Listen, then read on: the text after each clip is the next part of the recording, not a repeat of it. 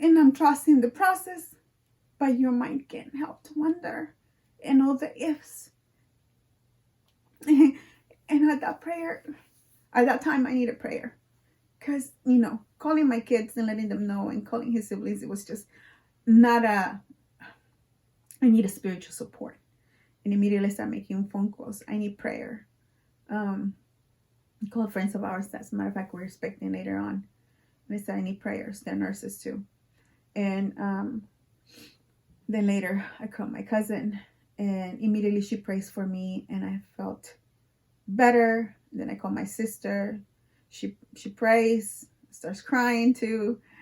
Because for all of my side of the family, they know like he is golden. Like he takes care of me. They know of my situation. And they love him, more than me. And then so everybody's just like upset.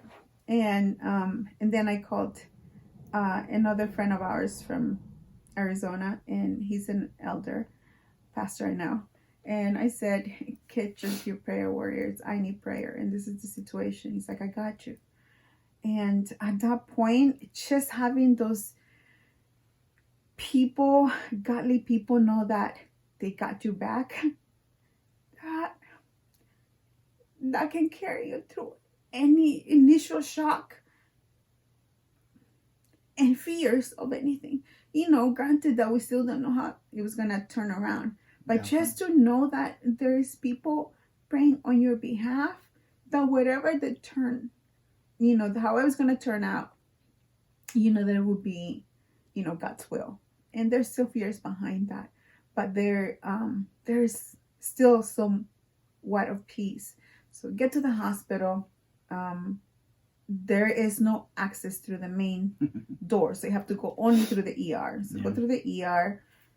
There's, very strict policies that different people follow. Mm-hmm. So there's someone in front of me. And then the lady in front says, hold on. And he takes his time with her. And I just want a quick question. But she's like, no, wait. Felt like the longest 3 minutes. And then finally, so I tell her, she's like, okay, well, go in there. I'll talk to a nurse. If he just got here, he might not even be in the system yet. So you're going to have to just wait. And then my son comes in and she goes, nope, only one person for every 24 hours. So my son is upset that he can go see his dad. And so much for being there for the whole situation. But I told him, just wait in the car. As soon as I know something, I'll let you know. So I go and talk to a nurse. He's not in the system. They tell me to wait. I sit down in the lobby, waited for, 10, 15 minutes. Then she tells me again, okay, give me his name, blah, blah, blah. And I think it was, just less busy that she was able to ask more questions. Okay, where you transferred from? Why is he here? And I said, well, they did mention that he was going straight to the cath lab. She's like, okay, let me check somewhere else. So she checks, and then... So that's as far as you get in there. Yeah. So I get, from our small emergency room, I get put in an ambulance and driven down there. And all I can say is they got there fast. And when they said that they're going to strap you in, they're going to strap you in. So I remember the straps that they had on my legs. So I'm thinking, okay, well, it's not going to be that fast. I was holding on to the gurney, but, praise God that I got there. So all I remember is them opening the ambulance, pushing me through on the gurney straight to a room that had 2 big screens on the side. And I'm like, okay, well, what are they doing here, But one of the things, sorry, I've got to go back. One thing that they did say at the original ER, is here there's only 5 or 6 of us. Once you get down to the cath lab, there's going to be 30 people in front of you, around you, saying all kinds of stuff, doing all kinds of stuff to you. Don't fight. Just let them do what they need to do. And if they ask you to do something, just do it. So I'm like, okay. And then once I got into the cath lab, that all came into, mind is like, well, there's a lot of people here. You know, there's people shaving you, there's people poking you, there's people tying you down, there's people, all kinds of stuff. So as, you know, they're prepping me, you know, they're asking me, you know, what is your pain level? And from the ER, which was at a 10, to the cath lab, I think it went down to a 8 or 7 or 8. And they're like, why do you got so many patches on you? I'm like, well, they put them on me, and that was supposed to reduce some of the pain. And just imagine, I'm not going to give TMI, but once you put sticky patches on a hairy part, ouch, to get them off. Just put it that way, ouch. So they're putting more patches. You know, they got to put the one that, you know, just in case something happens, that they can shock you, you know, those pads. And those aren't small pads. There's some big old pads that just stick to you. And then all I remember after that, I mean, I remember the group of people that were there working on me. And then all I remember is the doctor saying, this is what it was, this is what happened, and this is what we did. And to go in detail, I'll tell you that it happened on we have a right side and a left side of your heart. Mine happened on the right side. One of the arteries going down the right side of my heart had a clot in it. And now the bottom of my heart is damaged because of that. And it's not up to full working order, you can say. And a normal working, the example that they gave was a normal working heart is like 60%. But the bottom of my heart is like a 40 to 45%. So, and for those people that are medical, yeah, that's the ejection fraction number that yeah, he was at 40, 45. Yeah. And the ideal is 50, 60 on a normal, good working heart. Good working heart, yeah. So he showed me those pictures, and I remember distinctly saying, ooh, cool, can I have those? You know, I'm thinking, oh, I want to show people, you know, share. Wow, that is pretty cool. But in my mind, I'm still out of it. You know, I'm out of it because, you know, obviously they got to give you medicines and stuff like that. So seeing the stuff is one thing, and I thought I was able to, or I thought I was aware of everything that was going on. I mean, I felt like I was awake. It didn't feel like I was put to sleep or anything like that. So I was, you know, they were communicating with me. I thought I was communicating with them. And so they go through the whole process of putting the stent in and then putting me into ICU. And ICU is when you come in. Yeah. After, you know, the nurse had asked me, oh, let me check. That's a different area. So she called, and so she's like, okay, I have someone here, blah, blah, blah. What do I send them? So they had a security guard escort me over there, which hospital hallways are forever long. And he saw me with my cane and my limp. He's like, are you going to be okay? He's like, yeah, I'm fine. Just get me to him right now. That's the adrenaline talking. And so we got to another area, and they just basically wanted to put me in another waiting room that had access to a phone where I could get a phone call. So I waited, seemed for an hour. So at this point, there's nothing that I can do. I'm not getting a phone call. I can't access anyone. So I go on Facebook and ask for prayers and trying to give an update to my kids. And I think at this point, I know that there's not much that my son can do. So I asked him to go ahead and head back and get some rest, because I'm probably going to need him the next day. And felt like I waited forever. I'm not sure. And then finally get a phone call from the doctor. And he introduced himself. He said that they worked, that everything went well. He briefly explained what happened, and that he would be in ICU for the next couple of days because he needed to have him in observation just to see how everything his body would react to the stent for one, medication, and then he said he's still in a lot of pain. He said we gave him more medication to control the pain. And then they did ask you about that, right? Yes, yeah, because that, you know, with that trauma happening, you know, you're because of that pain that I had and I was having, when I got to the cath lab, I was still at a 7 or 8, and after the surgery, you know, your pain just went. Your body just went through a traumatic incident, so your muscles are sore. So I was just, it hurt. It was uncomfortable.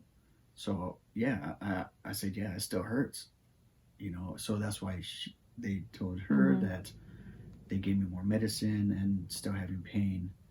But thankfully, we can go into the next morning. The pain was gone. I think it was just like I said, my body just went through a trauma. Yeah, and it's kind of like, okay, what happened? You know, and it's not hurting anymore, so I'm good.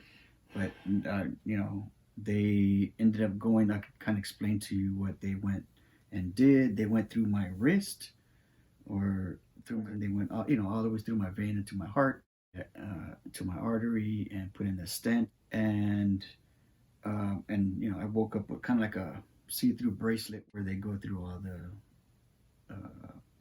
mounting of the surgery utensils. That's one thing I did notice. Other than that, you know, the IVs that they put into you and all the patches that they put onto you, you know, you're still kind of scared. You're like, okay, well, if the surgery's done, you know, why do I still have all this stuff? Can you take it out?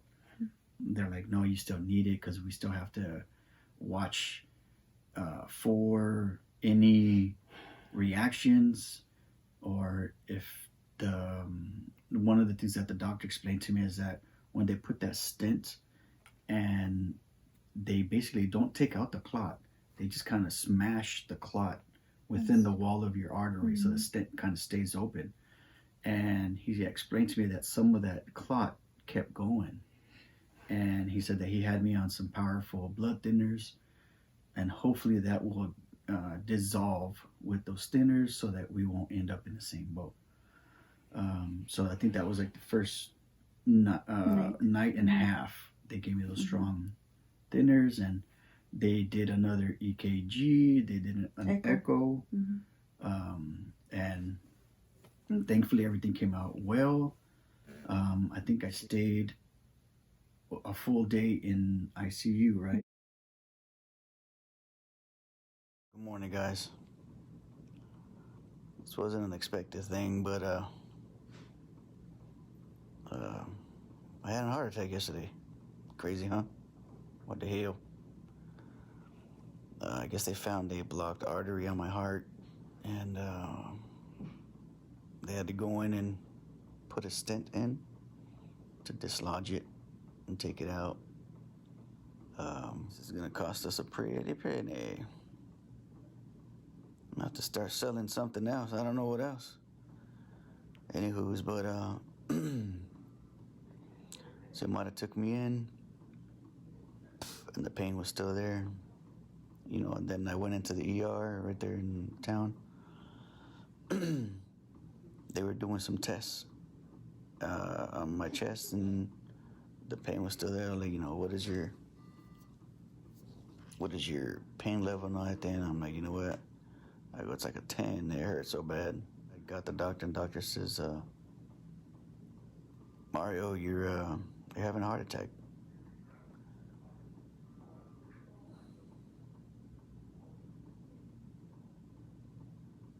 Yeah, well, I just got scared.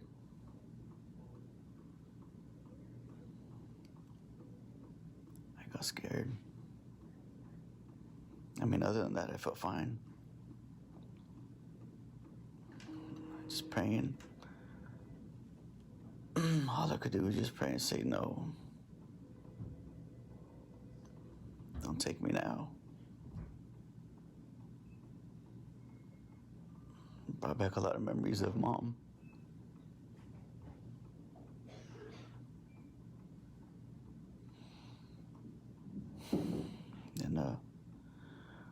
they kept on doing tests and stuff, so they kind of hurried up and put all kinds of gizmos and gadgets on me, and they took me down to Chattanooga Memorial Hospital, and that's where I'm at right now. They said they might take me out of the ICU today and have a regular room, maybe for a day or two. I don't know, to see how it's going. I mean, I feel fine. They want me to start getting up and walking around, which I think I'm okay with. But I haven't stood up yet, so I don't know how that's gonna be. But praise God, I feel a whole lot better. But yeah, that's where I'm at. Love you guys.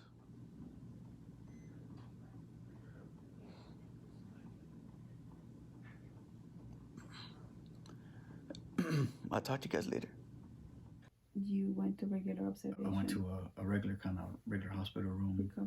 Recovery room, yeah. And but I just kind of want to go back to the first night.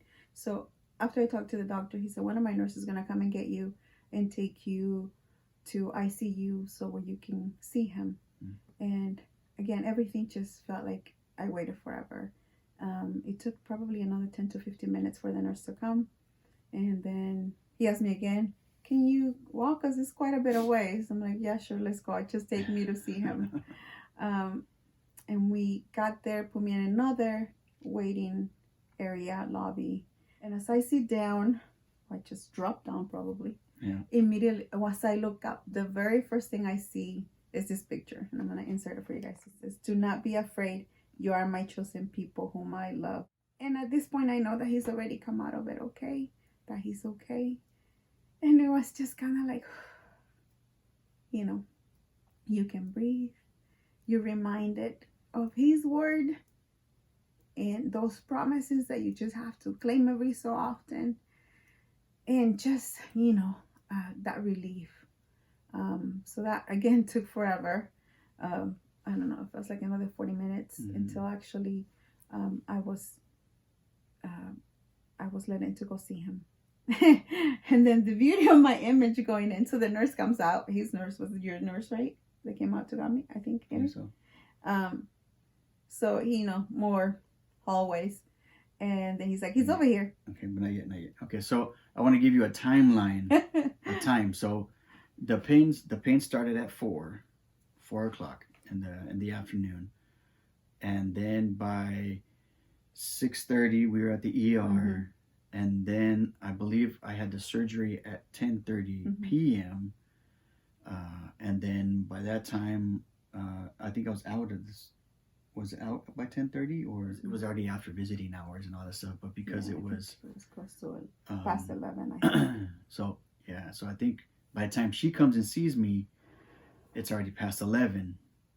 Now, remember how I said that I didn't eat nothing during the day, and I only had the protein shake, and then I tried to eat those 2 bites and nothing, and drinking water, you know. So I'm hungry.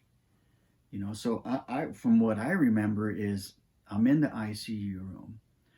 The gentleman, the nurse that's there, he asked me, he goes, well, can I get you anything? And I'm like, you know, me being me, I said, you know what, can I have some steak and eggs or something? I'm hungry. I go, is there no way you can get me something to eat? He said, well, I don't think you can get steak and eggs, but let me look around and see what we can get you. And so he steps out for a minute, and then he comes back, and I guess he was with another gentleman, and I guess someone was going to go down to the snack room or the snack bar, whatever it was, or the vending machines, I think it is. He goes, well, we're going to go down to the vending machine, you know, how about chips or something? And so this is where I'm like, okay, well, I'm hungry. I love Doritos. So can you get me Doritos? You know, it's like, I'll see what I can do. So he leaves. He comes back with a bag of Doritos, a small bag of Doritos. Oh, it was like the best tasting Doritos I've ever had. I know for all of you that you medical, you're like, why are you eating Doritos? Who is this guy that right after surgery you get Doritos? He's a good guy. Leave him alone. Oh man, thank you for those Doritos. So that's where she comes in. I go in and my image is like, I wasn't sure because the image I had is just my dad, intubated, unconscious, in a coma, induced coma. And I wasn't sure the conditions, I left them alert. We were talking or arguing. And the doctor said that everything went well, but I didn't know what that meant, how I was going to find him. So he's just sitting up on the bed with a bag of Doritos on his lap. And I'm like, wait a minute, what is this? Yeah. But nonetheless, a miracle from there. Just got a lot of praying groups immediately going out and just, overwhelming, support and love pouring out. Immediately started getting phone calls and messages. I'm so sorry to hear, how is Mario? And, I have my side of the family, his side of the family, which is large side of family. And I have people here in the States and out of country. Then he's out in California and his aunt in Mexico. It's just like everywhere. And then my son, who's, right now he's doing an internship in Hawaii. He was heartbroken. He's like, should I come home? What do you want me to do? I'm like, well, right now stay put, just prayers. And so he was just feeling, like he wanted to do more. So he put a post. He asked me if it was okay, asking for prayers. Basically, he was the first one that put it out, that what happened, that he's had a heart attack. And he's like, is it okay if I put your Venmo account? Because, my next thing immediately after I knew that he's fine is like medical bills. We don't have insurance. And then so he put, is it okay if I put your Venmo account? I'm like, sure. And so, he started getting a lot of his friends, collegians friends, like, not everyone can financially support, but he's like, maybe they can come and help you with the dogs, with the chickens. Because again, with my disabilities, he does most of the outside things, a lot of the things for me.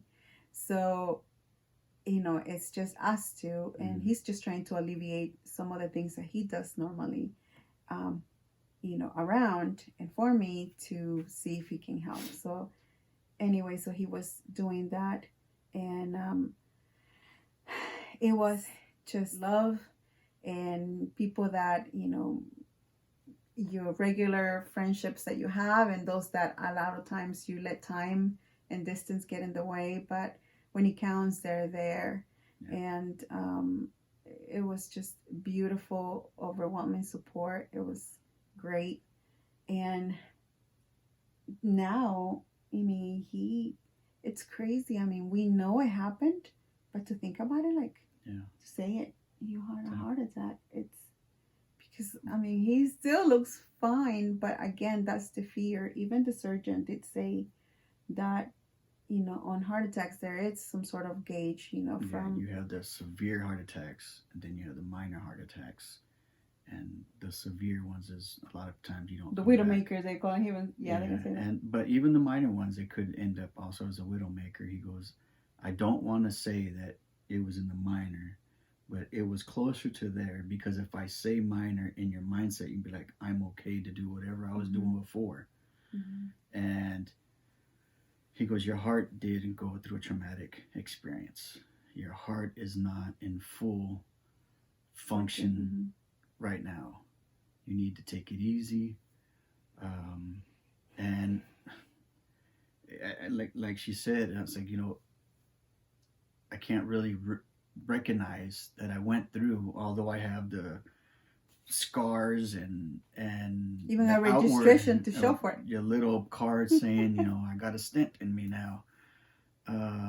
But praise God for that. But the thing is, it hasn't kicked in yet. And it's not everybody who gets the chance to say this. There are, like I said, when people have heart attack, you just don't come back. And what was the one thing, I think it was it the first night or the second night? No, I think it was the first night when my wife came in, I think it was. Because you always expect the worst coming out of a surgery or not making it. And many of you know, many of you have experienced that, or maybe you haven't, or have friends that experience it. It's scary. And one of the things I believe, I remember saying it to somebody, and they're like, and they're, I think they said, "Oh, you're awake," or you're you're just sitting there, or whatever it was, and I'm like, yeah, I'm like, well, God's not done with me yet, and I don't think He is. We all have. Uh, God has plans for everybody, and I think His plan for me is not done yet. And sometimes when we experience losing somebody, we always ask why. Mm-hmm. And sometimes we get mad at God and we're like, why? Why did you take him, her, them, whoever it was? And maybe this is us, just us, but one thing that we've kind of come to conclusion with, or kind of recognize, is that God has a plan for everybody. And once He's done with that plan, you go to sleep. And then you wake up, see Him. But one of the things that we've kind of talked about is, when we lose somebody that we know and has been far away, and or you're like, why? That person's so young. Why? So we've kind of talked about it. And maybe his job was done, or their job was done. We don't know. We can only wait and ask later, why. It's something that we don't fully comprehend, but we could just make some kind of sense out of. Just sense for us. But I think, like I said, it's not done with me yet. And sometimes, when you have a job to do, you want it laid out in front of you. I'm going to do this, you're going to do this, you're going to do this. And God doesn't give you that. He gives you small bits and pieces. And, us being us, you see little bits and pieces, and you're like, oh, I know what He's going to do. I'm just going to jump ahead, and I'm going to go over here. And sometimes God has to say, that's not where I want you, and turn your whole life around. And I think this is one of those times that He says, you're going the wrong way too far. I need you to stop right there, turn around, and go this way. And I think that's where we are now. So, waiting on Him to tell us what's next, but also sharing with you what we've gone through. And thankfully, I am home. I did get discharged on Tuesday. Yes, I'm on thinners for a while. Blood thinners, yes. They're watching my blood pressure, because that's also was in my genes, family genes. Hypertension. Yeah. And so we figured we would put something together, share with you guys of what's happening. For you that's been praying for us, thank you. For you that's been stopping by and, just saying hi, thank you. For you that's been donating, thank you. As of right now, we have many people praying for us. Thank you. We do want to mention the ministry. Oh yeah, Southern student missions. There you go. Yeah, my son, because he had reached out to different people, they stopped the day he got discharged. My son's house in Chattanooga, and they gave us some perishables, and much appreciated. Yeah, it was much appreciated. I mean, now it's getting to the time that we are going to reprioritize something. There's going to be a follow-up and aftercare, drives to Chattanooga, drives to go see a specialist, and just we're gonna, I mean, as it is, we have learned to a motto, viviendo a simple life, living a simple life. We are to the bare minimum, come to do simplicity type of thing, or without. So, but now, just trying to do even more, realizing that we've known about this condition. It's kind of been there, but because again, he's active, he's in good health, good shape for the, he's always moving around. It's kind of that you forget every time we lose an uncle, we're reminded, oh yeah. We should get checked out. We've known about his high blood pressure. We're like, oh yeah, we gotta make an appointment. But just didn't get on it fast enough. But I mean, me personally, I am just thankful. When my dad had his heart attack, it was late at night. My son happened to be in the house that weekend, and it's just a lot of complications when it happens at night. My son wouldn't wake up right away to be of help for my stepmom, and even though he was very active doing something that I thought it was unnecessary that day, I am thankful because it got him physical enough, blood pumping enough that clot traveled fast, that it was during the day, because I also take medication for evenings. So just thinking how this could have all played out, him, happening in his sleep and really missing a chance and opportunity. I know it could have, should have, all of that, but it is within God's timing. That is no debating that there. And like you said, we're grateful for all those that have prayed. Continue praying. And that are still praying. We have lost a lot of family, church family members that, like he said, a lot of times you're just really trying to make sense of it, and we don't know why.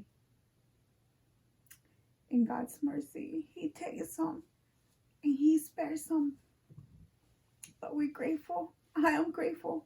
He has spared him. For me, one of my prayers is that we go together, and don't have to deal with life without the other. And I know God is sufficient. God is more than enough than what we need. But there's a selfish part of you. That one of the things, the more we share, with friends and people that have been praying, checking in, and people seem to be shocked. And that's one of the major things, I think, for me, it was to put this video out.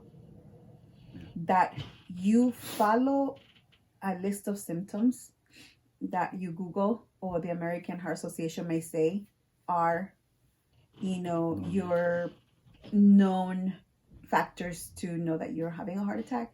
But with him, honestly, just the chest pain, and having a reason to excuse why, so misleading. And my stepmom told me, she's like, never. She goes, I know this, you're never going to forget this. She goes, but never, ever. She goes, especially with the boys, our sons, having this history on both sides, on my dad and him and all of his family. He's like, never, ever take any chest pain lightly. And that is something that I will never forget. She got on my case for just kind of not acting fast enough to get going right away as soon as he knew about as soon as we knew that he had that chest pain. So she was like, that's kind of like, that's on you.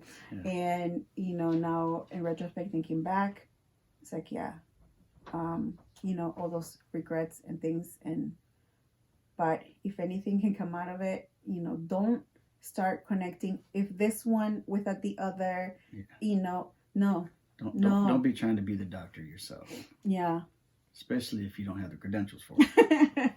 And actually, and now, after this, he's advocating with his siblings, kind of holding them accountable. He's checking in with them. He's telling them, check your blood pressure, go to the doctors, and just trying to make them all accountable, because you kind of get relaxed when you enjoy health, other than your normal cold and flu, or you break something, you forget about that hidden engine right there, which is the gem that gets you going. And like he says, I feel fine. I'm like, you feel fine, just your engine is malfunction. It's like if your car looks perfect and good paint job, you have like good tires and everything, but you'll go up in the hood, it's like, yeah, that's not, I mean, you can't just say, even the doctors were like, but you're young and you're in good shape. I'm sure that, we're here in the South. They keep on mentioning his shape at all. I think they're round is a shape. I think they're used to seeing people more rounder, where, they come with health problems that, they're not in the best shape. And so it could be misleading, but nonetheless, that's the one thing that if we can share it there, is that don't take it lightly. If anything, even if you end up with a non-necessary bill, you'll figure it out. By not having that person, that's it's probably something I regret that you don't want to have. So if anything comes up, we'll add it. Other than that, I think that's where we're at. That's where we're at. He's taking 5 medications, and as we're talking to friends, nurses that we have, and one of the things our friend told us is like, study the medication. Anything that you feel odd, different about yourself, log it, because for one, your body just went through a trauma. It's gonna do something different. 2, he doesn't take medication as it is. So now that way you're taking medications, like your body may react differently. Log it. Side effects. Yeah, and they did tell us that leaving the hospital, there might be a need to change that medication, adjust it. Yeah. And right away, I'm just leaning on my stepmom, because most of the medications he's doing it with my dad right now, taking some of the same stuff.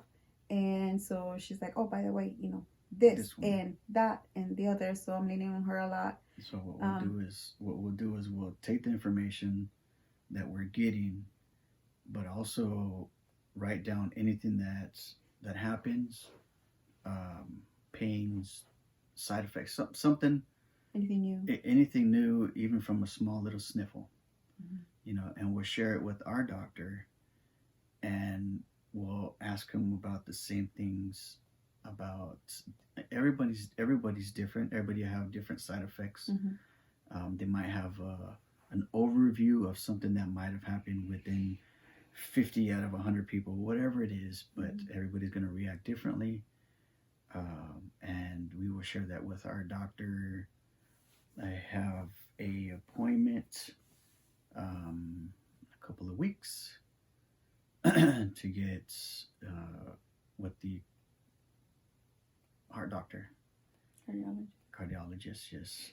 And then one thing he did mention is to do cardio rehab, and we'll look into that, and we'll see how it goes, and we'll share our experiences, how it goes on. And from looking at our previous videos to now, they might change, they might not change, we don't know yet.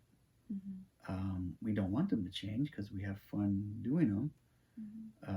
And there's a couple projects on Dorothy that we still need to get done. But they did say don't go anywhere where there's no cell reception. They said don't. I wouldn't recommend. For the most part, they didn't give him any limitations as far as mobility, but just no heavy lifting, nothing strenuous. They said don't be climbing a ladder.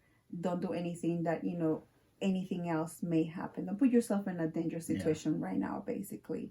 And don't go walking alone, basically. And they said, camping season is out because it's nice outside. And we're like, yeah, we just went camping. They're like, don't do that. Don't do that. And but yeah, some of the things, like he said, some of the content may change. I am learning. Our church supports a very healthy lifestyle, and while we have adopted a lot of those concepts because of my health, we haven't necessarily. 1 year, I think we did a vegetarian 1 year, but then we kind of went back. But because of my health, we did give up red meat, and we stay with poultry. Fish, not so much. We're not necessarily crazy about it, but we do have fish every now and then. But now knowing that we have to take care of his heart, my health too, with less mobility, it's easier for me to put weight on. So it's one of those that you dread to do, but we figure, maybe. So experiencing new recipes, cooking a little bit different. You guys know that we have chickens. We love our chickens. Yeah, and if you guys, here we are sharing with you, but we're asking for you to share with us. Feedback, please. Has anybody else experienced this? What have you gained? What have, did you have to change your diet? Did you have to slow down a little bit? I don't know. We would appreciate recipes on easy ones. Easy recipes, yeah. But we started making those changes, adding more vegetables, fruit, which we have, but maybe not at the recommended amount a day. So that's where probably some of our changes will come, and we'll see how that goes, and we'll share some more on that journey. Yeah, so we don't want to make this too long, but share. I think on one of the videos you said sharing is caring, and we hope that we hear back from you guys. Put it down in the comments, and we'll see where life leads us next.